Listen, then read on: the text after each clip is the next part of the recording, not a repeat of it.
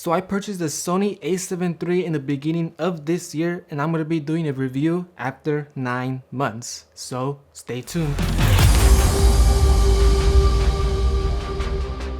So in this video, I'm going to be discussing the positive and the negative things about this camera after using it for 9 full months. So the Sony A7S III is my first ever full frame camera coming from the Canon 80D, which is a crop sensor. And that was a huge upgrade for me because this is my first full frame camera. The quality got better. I can now shoot in 4K.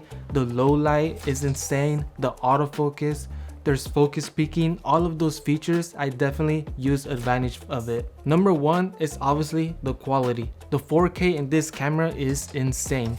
I could crop in at 200% and still have the great quality. And I also have more features like 4K 60, 4K 120, 1080p at 240 frames per second, so I can get that slow motion. And then also when I shoot in low light, the quality is insane. I could bring up my ISO up to 12,800 and that footage is still usable. Coming in at number two is durability. This camera is built like a tank. Maybe not as tough as the 1DX Mark III, but definitely stronger and more durable than the Sony A7 III. 2 months ago, I went to Utah so I can shoot at this event, and some other filmmaker had the Sony A7 III, and I was comparing the bodies. Obviously the Sony A7 III feels heavier, but it's also more durable.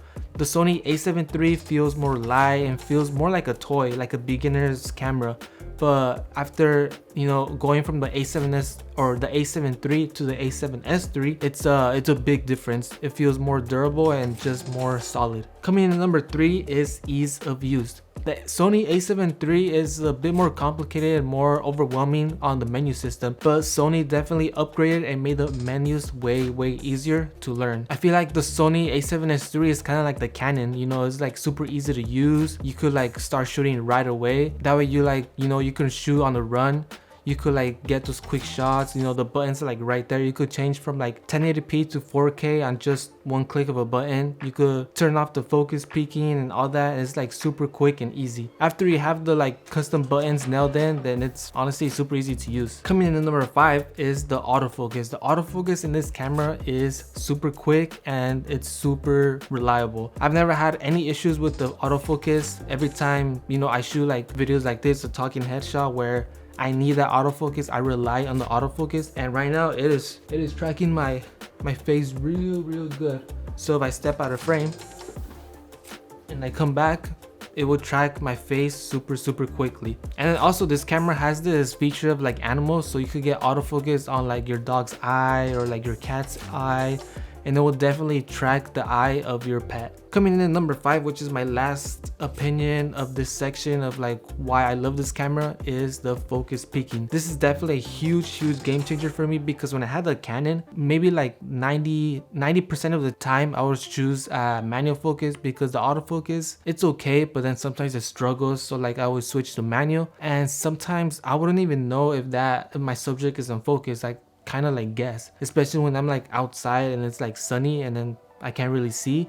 I pretty much guess, and then I try to use autofocus, but then it doesn't really like does a good job. Or also I bring up my aperture so that way everything is in focus, but now I don't have that problem. I have the focus picking, so that way I know that my subject is 100% in focus. And now for the negative things, I got 4 things that I struggled with or I went through with this camera. Number one is sometimes the SD card needs some time to process, so like it needs some time to like load the images or the footage. And I mean, it's not really a huge deal. I have to just press OK and it takes like a few seconds, but it sometimes does get kind of annoying when I'm like in the middle of the shoot, or when I'm like shooting something and like I need to get that quick shot. It is kind of annoying. I have to like press OK. It takes a few seconds, but that is one problem I have. The second problem I have that is sometimes automatically stops recording. I don't know why. Like I'm shooting in my middle of my shot and sometimes it just stops recording. I don't lose that clip or I don't lose all my files. It just for some reason needs time to process, or it needs time to download, or it needs time to like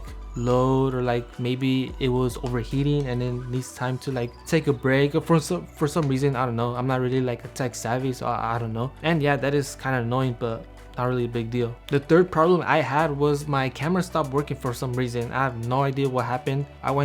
We went to Utah for like a whole week, like maybe like 6 days, and then I was in the middle of my shot. I was like recording this shot I'll show you right now, and after I got that clip, it for some reason like turned black, you know, and then I turned it off, I took off the battery, I tried everything, and it didn't work. It would like get this like black screen, and it would have this M on the top left that stands for manual, and it would just like go back and forth with like being on and then off. It would like go back and forth, and you know, I was getting worried because I don't have insurance in this camera. So then I waited for the next day and I turned it on, and it started working just like normal. It went back to normal, and yeah, that was kind of weird and scary. And I've heard that Sony's not really as reliable as Canon. Canon is built for like video, and they've been around for a really long time, so Canon is probably a bit more reliable than Sony. And I've heard stories where like the people's Sony cameras, it stops working, it turns off, or the SD card like doesn't read it, or the camera doesn't read the SD card. I guess that's gonna be the problem I'm gonna have, or I might switch back to Canon, we don't know. And lastly, number 4, it gets hot. Sometimes when I'm shooting in the sun or when I'm shooting in 4K, it sometimes does get a bit warm. It doesn't overheat. It hasn't overheat on me, not even once. Even though when I shoot in 4K 60, it still hasn't overheated on me, so that's a good thing. But it does get really hot. As for the Canon, it never got, you know, hot, or like it never got to the point where like I had to stop recording so that I can cool off. Maybe because I only shot in 1080p 8-bit 24 frames per second, the files were not so big, so maybe that's the reason. Other than that, I have no complaints about it. So do I still recommend this camera in 2021 even though it came out last year? 100%. I mean, I think the new one came out, the Sony A1, and then like this FX7, like it's a bigger camera. It has a fan built in, so overheating issues is not going to be a problem for that camera. But I do still recommend this camera, and if you're thinking about getting it, 100% I would go for it. So that is pretty much it. That is my review of the Sony A7S III after having it for 9 months. If you got any value out of this video, make sure you like, subscribe, and I'm out.